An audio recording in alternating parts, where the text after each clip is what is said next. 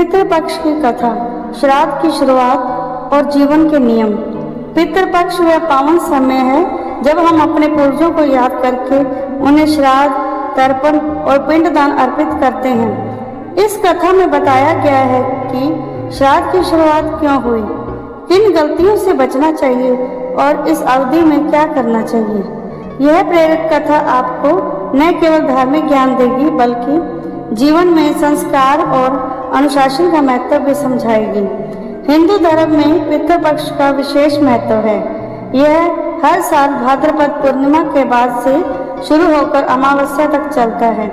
इस पूरे समय को पितृपक्ष या श्राद्ध पक्ष कहा जाता है। ऐसा माना जाता है कि इन 16 दिनों में हमारे पूर्वज धरती पर आते हैं और अपने वंशजों से तर्पण और अन्न जल की प्रतीक्षा करते हैं। लेकिन क्या आपने कभी सोचा है कि श्राद्ध की परंपरा की शुरुआत क्यों हुई? आइए एक कथा से समझते हैं। बहुत समय पहले महाभारत युद्ध समाप्त होने के बाद पांडव अपने पितरों के उद्धार के लिए चिंतित थे।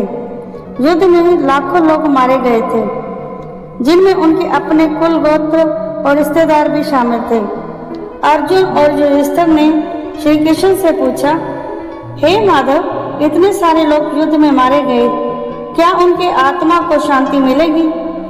हम क्या करें ताकि हमारे पितरों का उद्धार हो? श्री कृष्ण ने उत्तर दिया, हे धर्मराज, जब तक कोई जीव अपने वंशजों से जल और अन्न नहीं पाता तब तक उसे तृप्ति नहीं मिलती। मृत्यु के बाद आत्मा अपने कुल से अपेक्षा करती है कि उसका वंश उसका स्मरण करे, इसलिए श्राद्ध और तर्पण का विधान बना। यह केवल भोजन नहीं है बल्कि आस्था और कृतज्ञता का प्रतीक है। इसी समय से श्राद्ध की शुरुआत हुई। युधिष्ठिर ने पूरे विधि विधान से श्राद्ध किया और अपने पूर्वजों के लिए गंगाजल, तिल और अन्न अर्पित किया।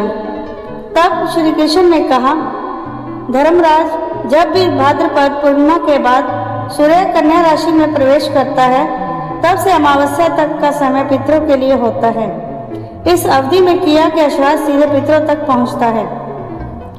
श्राद्ध पूर्वजों के प्रति कृतज्ञता, हम जो कुछ भी हैं अपने पूर्वजों के कारण हैं। श्राद्ध उन्हें सम्मान देने का माध्यम है।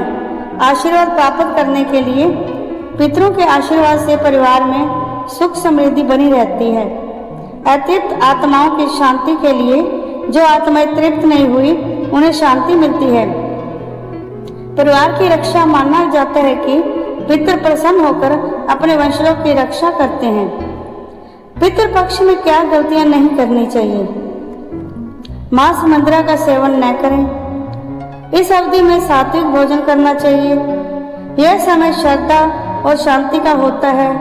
हर पूर्वज की तिथि पर श्राद्ध करना श्रेष्ठ है।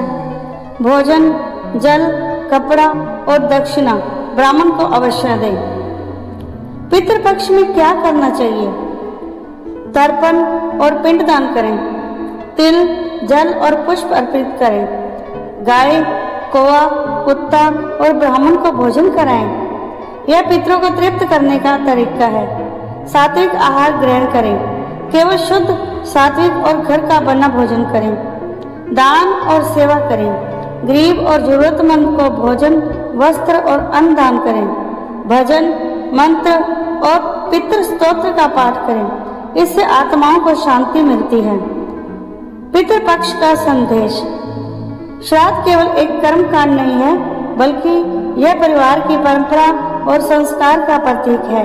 यह हमें यह याद दिलाता है कि हमारी जड़ें हमारे पूर्वजों से जुड़ी हैं। यदि हम उनका सम्मान करेंगे तो हमारा भविष्य भी उज्जवल होगा। पितृपक्ष हमें सिखाता है परिवार में प्रेम और एकता बनाए रखें। जीवन में कभी अहंकार न करें।